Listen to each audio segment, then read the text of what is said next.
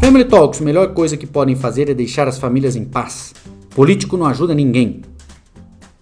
A gente entende essa aversão à política aqui no Brasil. A nossa história é feita de golpes de Estado, é feita de tentativas revolucionárias.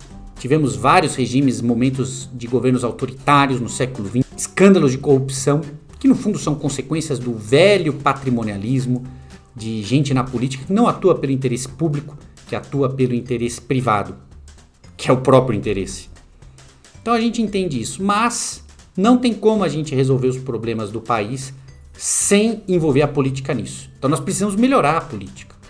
E o trabalho de Family Talks, em grande medida, é esse: qualificar a política no Brasil no que diz respeito às necessidades das famílias. E um outro tema bastante importante aqui é que nós não defendemos que a política, as políticas públicas ou o governo se metam na vida das famílias. Isso seria um abuso à autonomia das famílias. Quando nós falamos de políticas públicas para as famílias, nós estamos falando o contrário disso.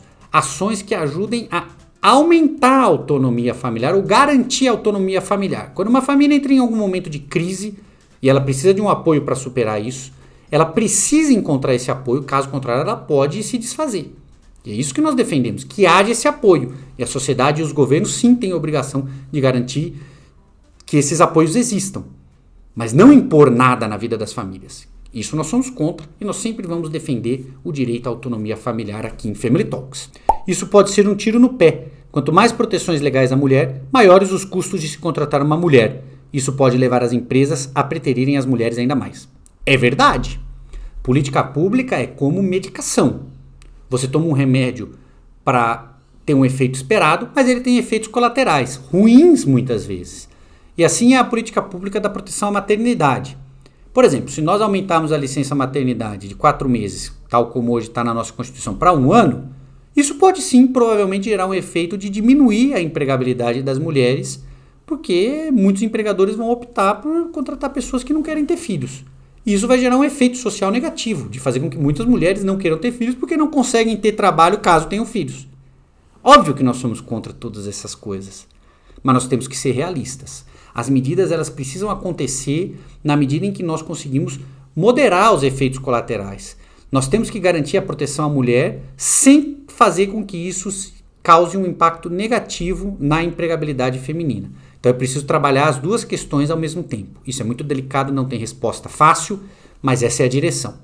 Portanto, é preciso muita cautela e muito estudo para que nós consigamos proteger as mães, mas fazer com que o mercado de trabalho queira contratar mais mães e não que ocorra o contrário, que esteja avesso à contratação de mães. Tá bom? Essa é a linha. Há tantas formas de trabalharmos pelas famílias, mas sem dúvida as políticas públicas são caminhos que atingem coletivamente em larga escala e oferecem oportunidades equânimes. Por isso amo Family Talks. Muito obrigado pelo carinho. Nós precisamos do apoio de vocês para continuar existindo. E é verdade. Veja, é só imaginar. Vamos pensar num programa de apoio a 500 famílias. Isso exige muito dinheiro mobilizado, mais de R$1 milhão, equipe treinada, enfim, é um grande desafio. E é importante que hajam mais iniciativas desse tipo. Mas se nós pensarmos em 500 mil famílias, em 5 milhões de famílias que precisam de atendimento e de apoio a partir de uma necessidade específica, essa é a realidade do Brasil. A única forma de fazer com que as necessidades de todas essas famílias sejam atendidas é através da mobilização social, mobilização do Estado em políticas públicas. Só assim nós vamos ter a escala que precisamos para resolver os problemas das famílias brasileiras e dar garantir o apoio que elas precisam. Essa é a missão de Family Talks, mobilizar a sociedade e o Estado para garantir o apoio que as famílias precisam para existir. Se for para o marido realmente ajudar a esposa e o recém-nascido, a licença é justa. Mas conheço casos de homens que usam para procrastinar e ainda dar mais trabalho e desgosto para a mulher. Tipo um caso que presenciei de um marido que chamou os amigos para comemorar o nascimento do rebento, ignorando o sofrimento da mulher que acabara de dar à luz através de cesárea, e ele ainda achando ruim porque ela não estava com a cara boa para os amigos. Aí é de lascar. É sim de lascar, concordo, é de lascar. Agora tem uma questão que nós precisamos diferenciar. Existe um problema formativo. Se tem um homem que faz isso, que não está nem aí para as necessidades da sua esposa, muito menos da criança, e está mais querendo curtir, bom, não tem lei nenhuma que vá mudar isso. Lei nenhuma pode transformar o coração das pessoas, pode punir, mas não transformar o coração das pessoas. Então, existe um problema formativo. Os homens vão estar mais envolvidos no cuidado das crianças na medida que receber uma formação que levem eles a fazer isso, que queiram fazer isso.